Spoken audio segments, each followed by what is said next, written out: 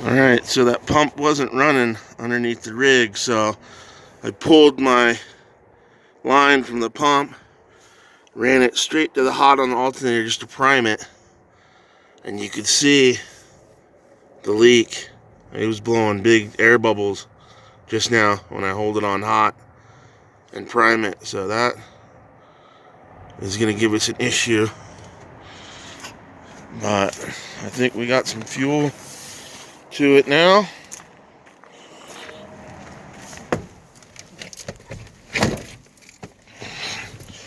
Here we go.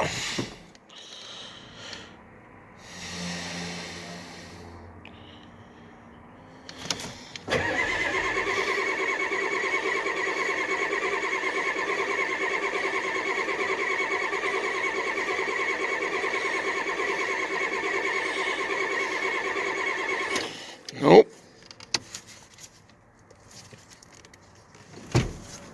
Huh?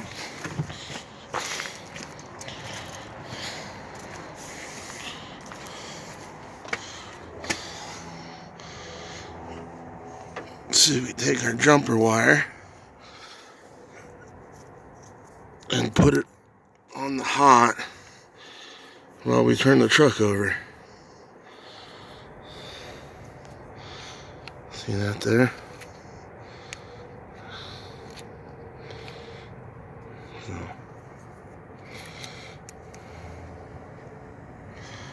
watch the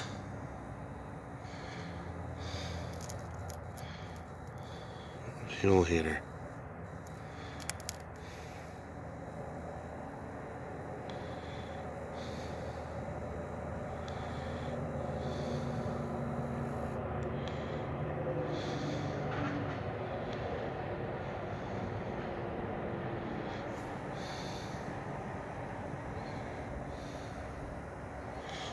It was blowing bubbles out of it earlier. I don't know what it's doing now, but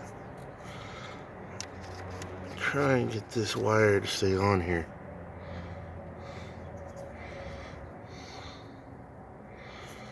Should fire off. Okay.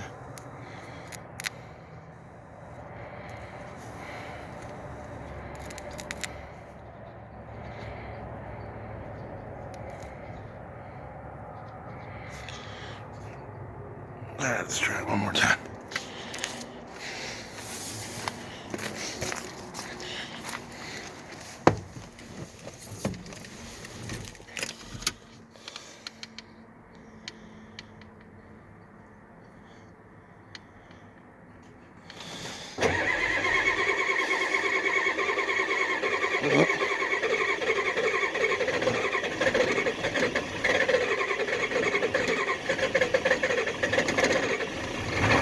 There it goes.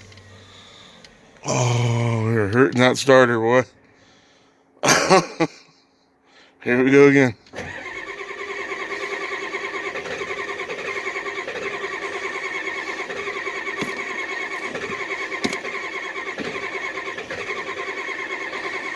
Oh, I'll give that starter a minute.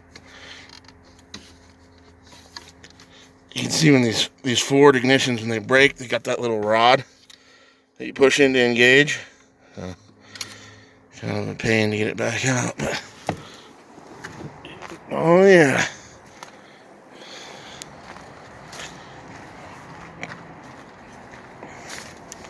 See if our wire fell off.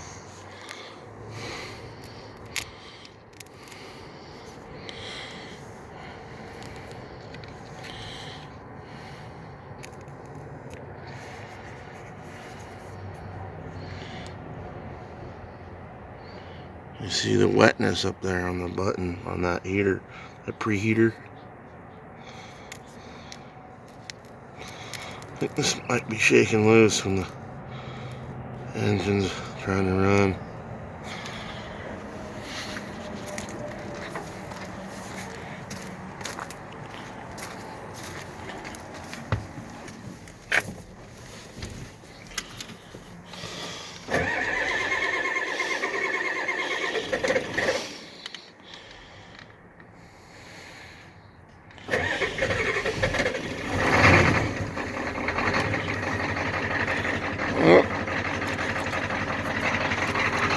She's alive.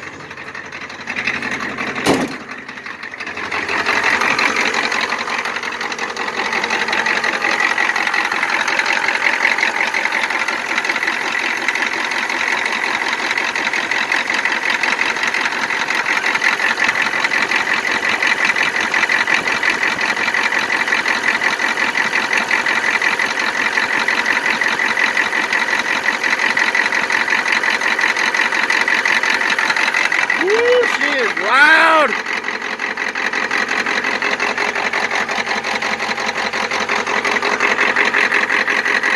See if that pump stays running.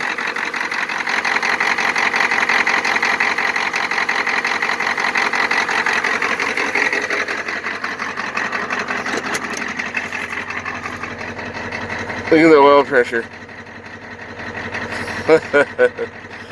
Oh man. She's cold.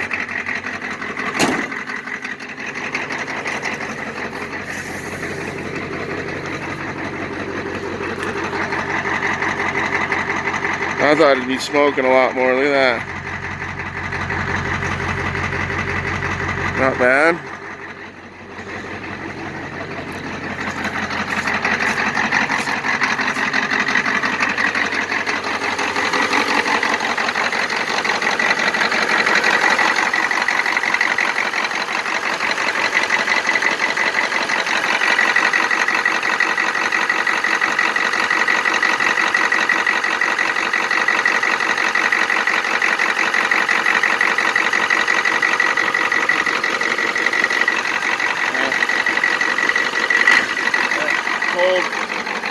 The cold idle solenoid's up, or whatever that thing's called.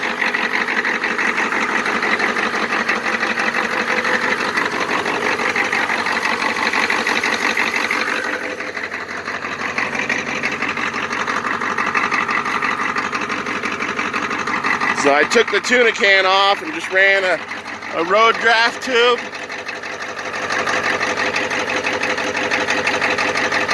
When she warms up, she smokes pretty good out that road draft tube. So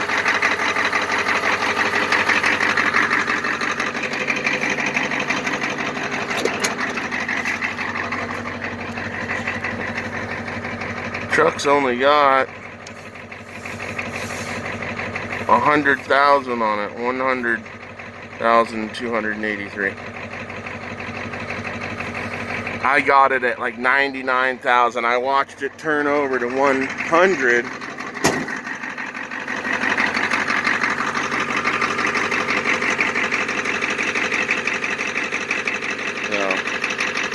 I don't know if it had a cab over on it at one time, but it did have electrical running back here. And these cab over mounts. And those, I don't know if you can see them. There's that mount there. There's one on the other side.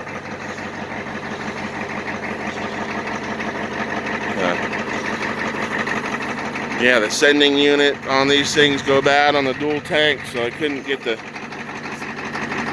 gauge to work, and I didn't want to drop the tank, especially this rear one, because I got an old hitch on there. It's rusted on, so I ended up cutting a hole in the bed to get to it. And I'll end up welding this back on, but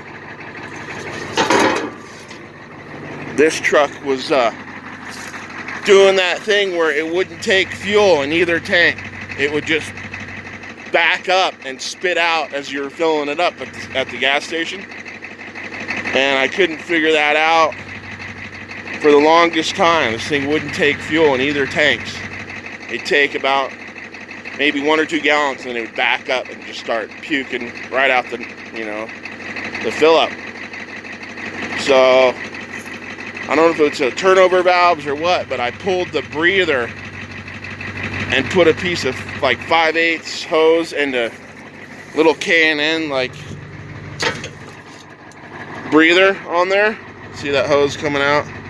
And there's a little K&N filter on the end of that. And that fully fixed the problem. So I didn't do it on this tank yet. I'm only running this rear tank.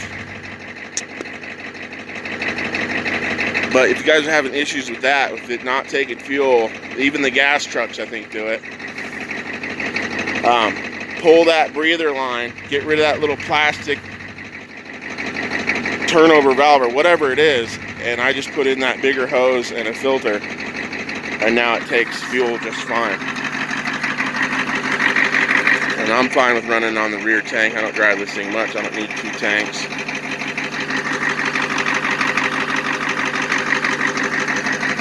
So I did find an old steel headache rack for this thing, which is awesome, which is I'm gonna mount in there.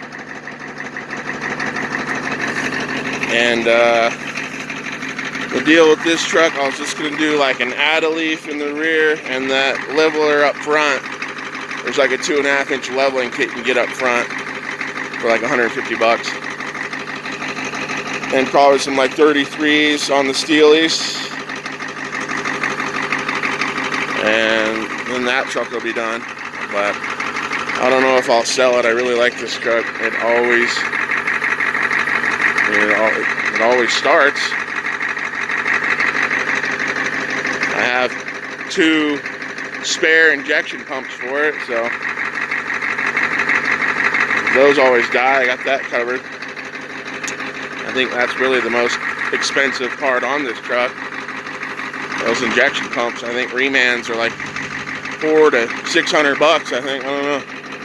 I think maybe that's why you've seen a lot of these in the junkyards. I used to see these like 10, 15 years ago in the junkyards around here. Or, you know, the old 7.3s would get cavitation, I guess, real bad. And it would, I guess, eat pinholes in the cylinder walls, stuff like that. I guess the 6.9s, especially the later 6.9s, don't have problems with that. I think the only difference is the webbing on the block and the lower end's a little thinner than the 7.3s after this year. But that's fine. I'd rather not have the cavitation issue like the 92 over there. I guess those trucks are known, the IDIs, to have cavitation issues. So the first thing I did when I got that truck was I made sure to flush the cooling system and put the correct coolant in it with the I can't remember what they're called. It has special chemicals in it that keeps it from doing that. I can't remember what they're called.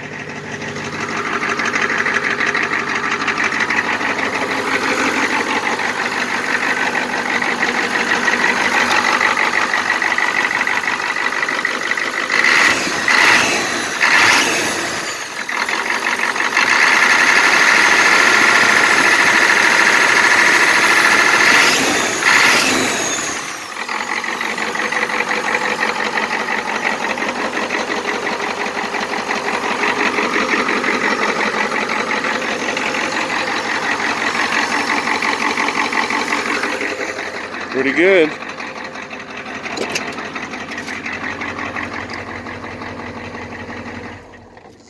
So let's fire that up a little bit later. So I'll give you the story on this truck.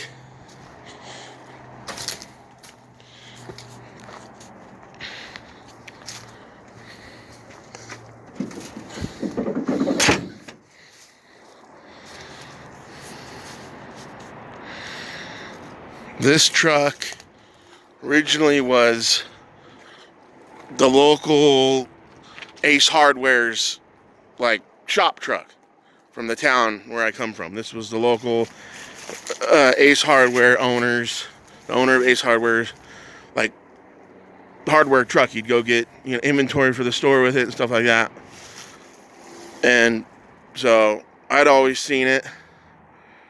And then a friend of mine got it back in like 07, I think. And I really thought it was cool because it had that turbo put on it and it had that gear vendor's overdrive on it. So I thought that was the coolest thing, and I always wanted this truck. And he had it for a number of years, and it was, you know, too old and too slow and couldn't tow, you know, what he wanted, his rock haulers and stuff with it. So he got rid of it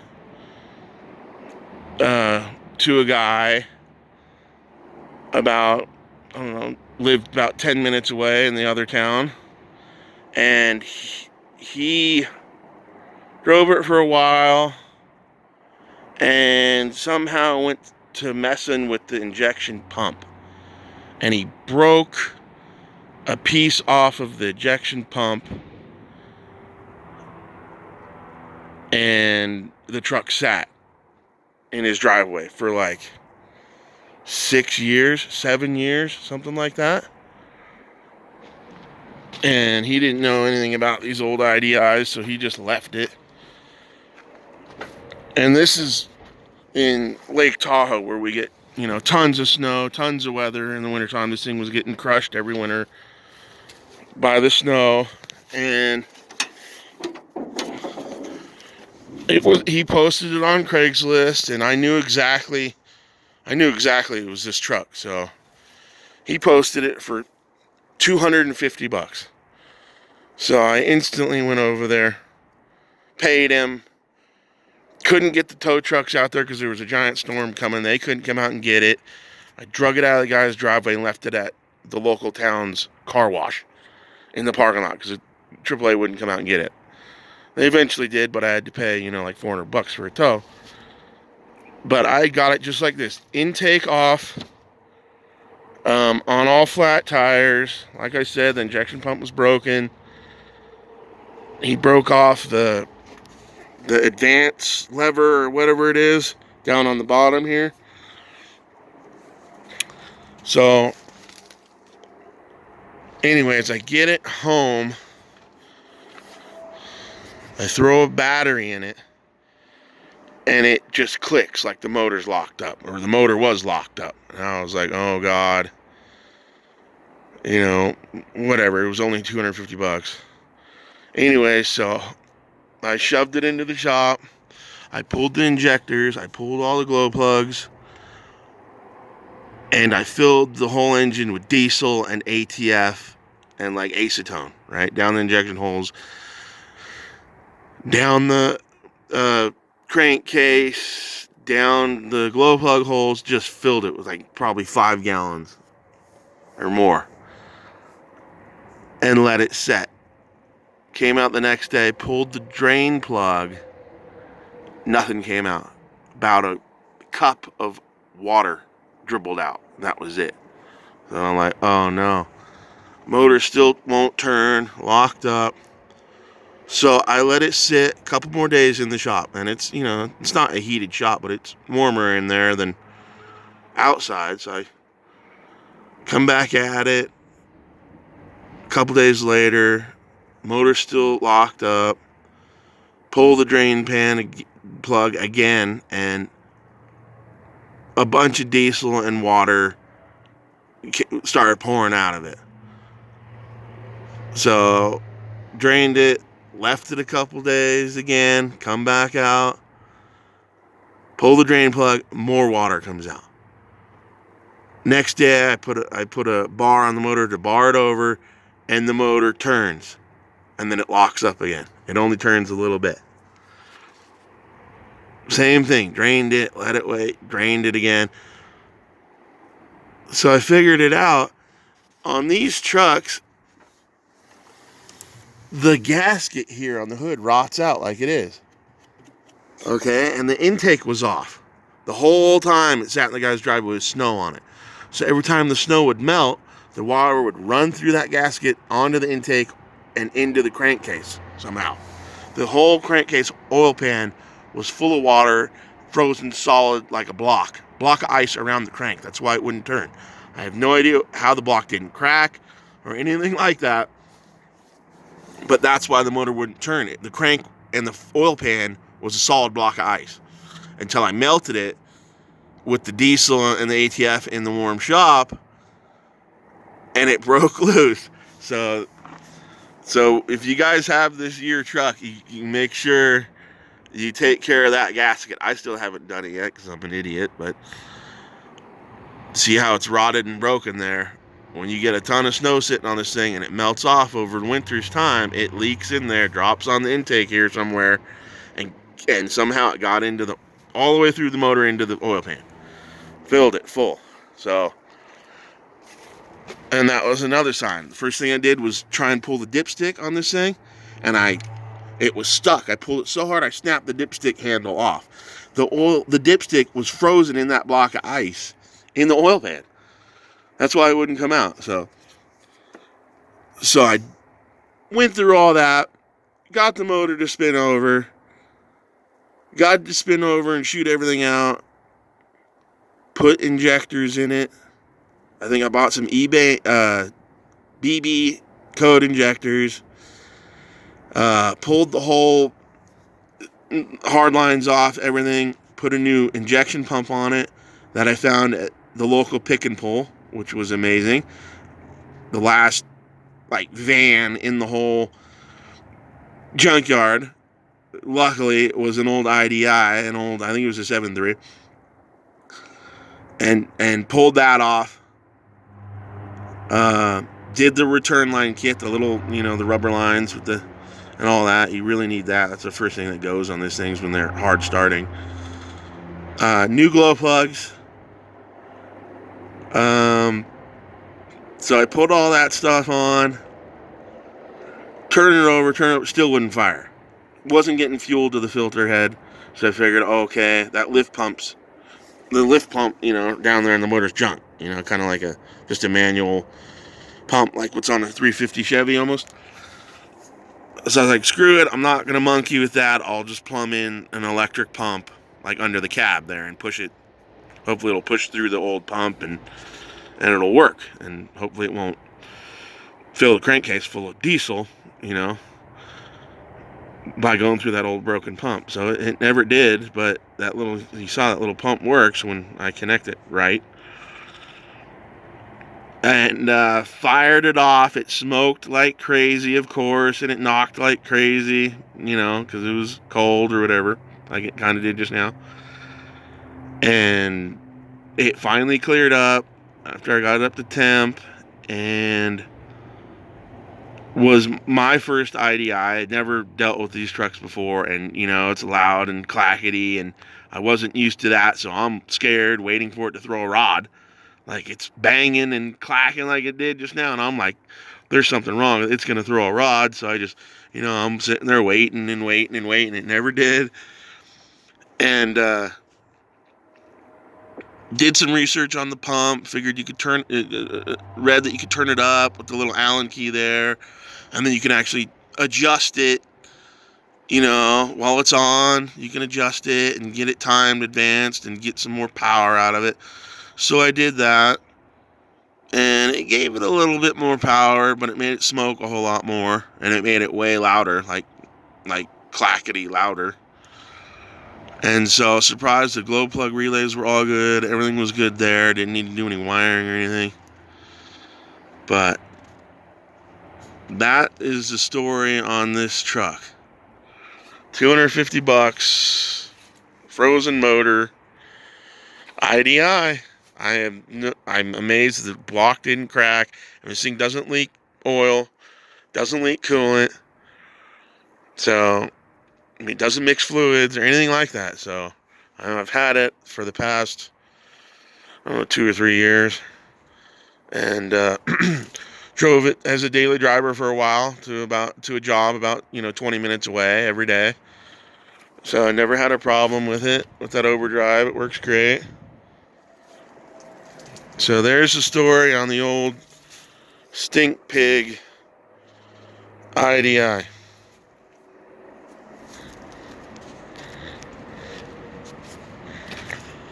Let's see if it fires up again.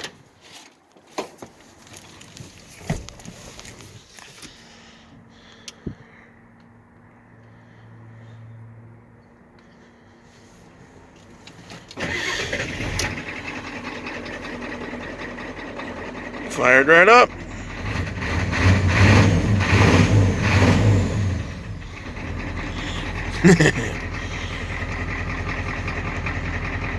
Alright guys, it's just a quick cold start video. Guess it wasn't too quick. So, tell me in the comments if you liked it or not, and what else you want to see. This is Shade Tree Me, I'm out.